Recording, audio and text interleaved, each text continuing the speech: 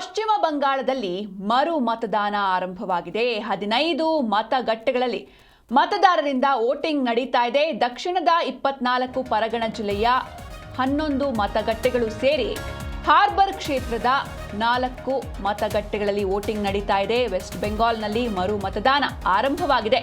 15 ಮತಗಟ್ಟೆಗಳಲ್ಲಿ ಮತದಾರರಿಂದ ವೋಟಿಂಗ್ ನಡೀತಾ ಇದೆ. ದಕ್ಷಿಣ 24 ಪರಗಣ ಜಿಲ್ಲೆಯ 11 ಮತಗಟ್ಟೆಗಳು ಸೇರಿ ಹಾರ್ಬರ್ ಕ್ಷೇತ್ರದ 4 ಮತಗಟ್ಟೆಗಳಲ್ಲಿ ವೋಟಿಂಗ್ ನಡೀತಾ ಇದೆ. ಟೋಟಲ್ ಆಗಿ 15 ಮತಗಟ್ಟೆಗಳಲ್ಲಿ ಮತದಾರರು ವೋಟಿಂಗ್ನ ಮಾಡ್ತಾ ಇದ್ದಾರೆ. ಬೆಳಗ್ಗೆ 6ರಿಂದ ಸಂಜೆ 6 ಗಂಟೆವರೆಗೆ ಮತದಾನ ನಡೆಯುತ್ತೆ. ಮರು ಮತದಾನ ಇದು. ಹೀಗಾಗಿ ವೋಟಿಂಗ್ ನಡೀತಾ ಇರುವಂತಹ ಹಿನ್ನೆಲೆಯಲ್ಲಿ ಬಿಗಿ ಭದ್ರತೆ ಕೈಗೊಳ್ಳಲಾಗಿದೆ. ಯಾಕಂದ್ರೆ ವೆಸ್ಟ್ ಬೆಂಗಾಲ್ ಅಂತ ಅಂದ್ರೆ ಅಥವಾ ಈ ಪಶ್ಚಿಮ ಬಂಗಾಳ ಅಂತ ಅಂದ್ರೆ ಪ್ರತಿ ಬಾರಿಯೂ ಕೂಡ ಚುನಾವಣೆ ಅಂತ ಅಂದರೆ ಅಲ್ಲಿ ಹಿಂಸಾಚಾರ ಇದ್ದೇ ಇರುತ್ತೆ. ಲಾಸ್ಟ್ ಟೈಮ್ ಮೊದಲನೇ ಹಂತದ ಮತದಾನದ ಟೈಮ್ನಲ್ಲೂ ಹಿಂಸಾಚಾರ ನಡೆದಿತ್ತು.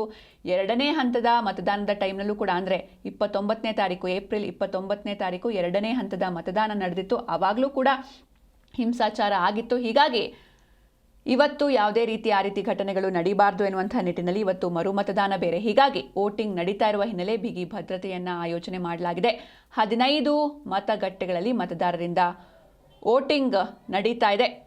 ಪಶ್ಚಿಮ ಬಂಗಾಳದ 15 ಮತಗಟ್ಟೆಗಳಲ್ಲಿ ಇವತ್ತು ಮರು ಮತದಾನಕ್ಕೆ ಚುನಾವಣಾ ಆಯೋಗ ಆದೇಶವನ್ನು ನೀಡಿತ್ತು.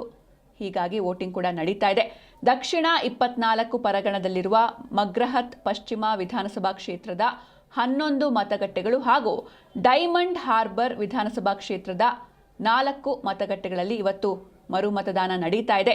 ಏಪ್ರಿಲ್ 29ರಂದು ನಡೆದ ಎರಡನೇ ಹಂತದ ವಿಧಾನಸಭಾ ಚುನಾವಣೆಯ ಸಂದರ್ಭದಲ್ಲಿ ಅನೇಕ ದೂರುಗಳು ಬಂದ ಹಿನ್ನೆಲೆಯಲ್ಲಿ ಇವತ್ತು ಮತ್ತೆ ಮರು ಮತದಾನ ನಡೀತಾ ಇದೆ. ಈ ಬಗ್ಗೆ ಹೆಚ್ಚಿನ ಮಾಹಿತಿಯನ್ನು ನೀಡ್ತಾರೆ ನಮ್ಮ ಪ್ರತಿನಿಧಿ ಅನಂತರಾಮಯ್ಯ. ಅನಂತೇನು ಪಶ್ಚಿಮ ಬಂಗಾಳದಲ್ಲಿ ಮರು ಮತದಾನ ನಡೀತಾ ಇದೆ. ಚುನಾವಣಾ ಆಯೋಗ ಯಾವ ರೀತಿ ಸಿದ್ಧತೆ ಮಾಡ್ಕೊಂಡಿತ್ತು, ಹೇಗೆ ನಡೀತಾ ಇದೆ ವೋಟಿಂಗ್ ಅಂತ?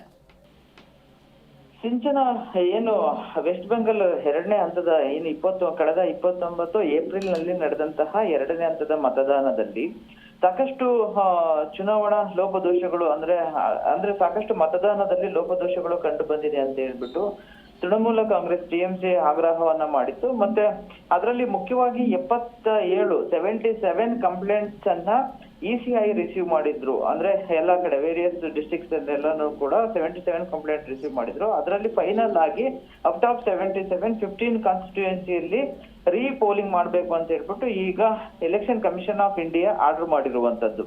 ಅದರಲ್ಲಿ ಮುಖ್ಯವಾಗಿ ಯಾವ್ಯಾವ್ದಪ್ಪ ರೀಪೋಲಿಂಗ್ ಆಗ್ತಿರೋದು ಇವತ್ತು ಅಂತಂದ್ರೆ ಮಗ್ರಹಾತ್ ಪಶ್ಚಿಮ ಮತ್ತೆ ಡೈಮಂಡ್ ಹಾರ್ಬರ್ ನ 4 ಕ್ಷೇತ್ರಗಳು. ಮಗ್ರಹಾತ್ ಪಶ್ಚಿಮದಲ್ಲಿ 11 ಕ್ಷೇತ್ರಗಳು, ಡೈಮಂಡ್ ಹಾರ್ಬರ್ ಕ್ಷೇತ್ರದಲ್ಲಿ 4 ಕ್ಷೇತ್ರಗಳು. ಟೋಟಲ್ 15 ಮತಗಟ್ಟೆಗಳಲ್ಲಿ ಇವತ್ತು ಮತದಾನ ನಡೀತಾ ಇದೆ. ಬೆಳಿಗ್ಗೆ 7 ಗಂಟೆಯಿಂದ ಈಗಾಗಲೇ ಮತದಾನ ಆರಂಭ ಆಗಿದೆ. ಸಂಜೆ 6ರವರೆಗೆ ಮತದಾನ ನಡೆಯಲಿದೆ. ಏನು ಚುನಾವಣೆ ಅಂದ್ರೆ ಮತ ಎಣಿಕೆಗೆ ಓವರ್ ಆಲ್ ಏನು ಪಂಚ ರಾಜ್ಯಗಳಲ್ಲಿ ನಡೆದಂತಹ ಮತದಾನದಲ್ಲಿ ಇನ್ನೇನು ಒಂದು ದಿನ ಮಾತ್ರ ಬಾಕಿ ಇದೆ. ಅಂದ್ರೆ ನಾಳೆ ಸಂಡೇ ಮಂಡೇ ಈ ಒಂದು ಮತ ಎಣಿಕೆ ಆರಂಭ ಆಗಲಿದೆ. ಹೀಗಾಗಿ ತುಂಬಾ ಇದು ಒಂದು ರೀತಿಯಾಗಿ ಸವಾಲ್ ಅಂತಲೇ ಹೇಳ್ಬೋದು ಚುನಾವಣಾ ಆಯೋಗಕ್ಕೆ. ಯಾಕೆಂದ್ರೆ ಇಂಥ ಒಂದು ರೀಪೋಲಿಂಗ್ ನಡೀತಿರುವಂತದ್ದು ತುಂಬಾ ರೇರ್ ಕೇಸ್ ಅಲ್ಲಿ ಕನ್ಸಿಡರ್ ಮಾಡ್ತಾರೆ. ಇದರಲ್ಲಿ ನಾವು ನೋಡಿದ್ರೆ ಈ ಕಂಪ್ಲೇಂಟ್ ಅನ್ನ ರಿಸೀವ್ ಮಾಡಿರುವಂತಹ EC ಯಾಕೆ ಈ ಒಂದು ರೀಪೋಲಿಂಗ್ ನಡೀತಿರೋದನ್ನ ನಾವು ನೋಡಿದ್ರೆ ಏನು ಆ ಒಂದು ಈ 15 ಮತಗಟ್ಟೆಗಳಲ್ಲಿ EVM ಟ್ಯಾಂಪರಿಂಗ್ ಆಗಿರ್ಬೋದು ಮತ್ತೆ ವೆಬ್ ಕಾಸ್ಟಿಂಗ್ ಮತ್ತೆ CCTVಗಳಲ್ಲಿ ಸರಿಯಾಗಿ ಫಂಕ್ಷನ್ ಮಾಡಿಲ್ಲ ಅನ್ನೋ ಕಾರಣಕ್ಕೋಸ್ಕರ ಈ ಒಂದು ಕಂಪ್ಲೇಂಟ್ಸ್ ಬಂದಿದೆ. ಈ ಒಂದು ಕಂಪ್ಲೇಂಟ್ಸ್ ಗೆ ಸಂಬಂಧಪಟ್ಟಂಗೆ election commission of India state election ಗೆ ಕೇಳಿದ್ರು ಯಾವ ರೀತಿಯಾದಂತಹ ಸಮಸ್ಯೆ ಲೋಪದೋಷಗಳಾಗಿದ್ದಾವೆ ಅಂತ ಹೇಳ್ಬಿಟ್ಟು. ಇದಕ್ಕೆ ಸಂಬಂಧಪಟ್ಟಂಗೆ EVM ಟ್ಯಾಂಪರಿಂಗ್ ಮತ್ತೆ ವೆಬ್ ಕಾಸ್ಟಿಂಗ್ CCTV ಅದು ಫಂಕ್ಷನ್ ಆಗಿಲ್ಲ ಸರಿಯಾಗಿ, ಬಟ್ ಇದು ಅವಶ್ಯಕತೆ ಇದೆ ಅಂತ ಹೇಳ್ಬಿಟ್ಟು ಸ್ಟೇಟ್ EC ಅವ್ರಿಗೆ ದೂರುಗಳನ್ನ ಕೊಟ್ಟಿದ್ರಿಂದಾಗಿ ಆ ಒಂದು ಮರು ಚುನಾವಣೆಯ ಮತದಾನಕ್ಕೆ ಈಗಾಗಲೇ ಅವಕಾಶವನ್ನ ಕೊಟ್ಟಿದೆ. ಇದು ಒಂದು ಏನು ಸೆಕ್ಷನ್ 58/2 1951 ಇಂಡಿಯನ್ ಆಕ್ಟ್ ಪ್ರಕಾರವಾಗಿ ಈ ತರ ಏನಾದ್ರೂ ಕಂಪ್ಲೇಂಟ್ ಬಂದಾಗ ಯಾವ್ದಾದ್ರು ಮತಕ್ಷೇತ್ರಗಳಲ್ಲಿ ಇಂಥ ಒಂದು ದೂರುಗಳು ಬಂದಂತಹ ಸಂದರ್ಭದಲ್ಲಿ ಅಲ್ಲಿನ ಒಂದು ಸ್ಟೇಟ್ ಕಮಿಷನ್ ಆಗಿರ್ಬೋದು ಅಥವಾ ರಿಟರ್ನಿಂಗ್ ಆಫೀಸರ್ ಕಂಪ್ಲೇಂಟ್ ಅನ್ನ ಮಾಡಿದ್ರೆ ಅಂದ್ರೆ ಈ ಒಂದು ಹೌದು ಇಲ್ಲಿ ಲೋಪದೋಷಗಳು ಕಂಡು ಬಂದ್ರೆ ಆಕ್ಟ್ ಏನು 58/2 1951 ಪೀಪಲ್ ಏನು representation of the people act ಪ್ರಕಾರವಾಗಿ ಮರುಮತದಾನಕ್ಕೆ ಅವಕಾಶ ಇದೆ. ಈ ಒಂದು ಆಕ್ಟ್ ಪ್ರಕಾರವಾಗಿ ಇವತ್ತು ಮರುಮತದಾನ ವೆಸ್ಟ್ ಬೆಂಗಾಲ್ ನಡೆದ್ರೆ ಒಂದ್ ರೀತಿಯಾಗಿ ತುಂಬಾ ಕುತೂಹಲವನ್ನ ಮೂಡಿಸಿದಂತಹ ಒಂದು ಕ್ಷೇತ್ರ ಅಂತಲೇ ಹೇಳ್ಬೋದು ಇದು. ಅಂದ್ರೆ ಈಗ ಪಂಚರಾಜ್ಯಗಳಲ್ಲಿ ವೆಸ್ಟ್ ಬೆಂಗಾಲ್ ಇದೆಯಲ್ಲ ಅದು ತುಂಬಾ ಅಂದ್ರೆ ಇಡೀ ಇಂಡಿಯಾದಲ್ಲೇನೆ ಒಂದ್ ರೀತಿಯಾಗಿ ಅದ್ರ ಮೇಲೆ ಎಲ್ಲರ ಕಣ್ಣು ಇದ್ದದಂತಂದ್ರೆ ಅಷ್ಟೊಂದು ಅಷ್ಟ್ರ ಮಟ್ಟಿಗೆ ಪೈಪೋಟಿ TMC ಮತ್ತೆ ಬಿಜೆಪಿಗೆ ನಡುವೆ ಇದ್ದಂತದ್ದು. ಮತ್ತೆ ಏನು ಮತದಾನ ಆದ ನಂತರ ಚುನಾವಣಾ ಉತ್ತರ ಸಮೀಕ್ಷೆಗಳು ಕೂಡ ಬಂದಂತದನ್ನ ನಾವು ಗಮನಿಸ್ತಿದೀವಿ. TMC ಮತ್ತೆ ಬಿಜೆಪಿಗೆ ನೆಕ್ ಟು ಫೈಟ್ ಇರುವಂತದ್ದನ್ನು ಕೂಡ ಈಗಾಗಲೇ ಸಮೀಕ್ಷೆಗಳು ಬಂದಿರುವಂತದ್ದು.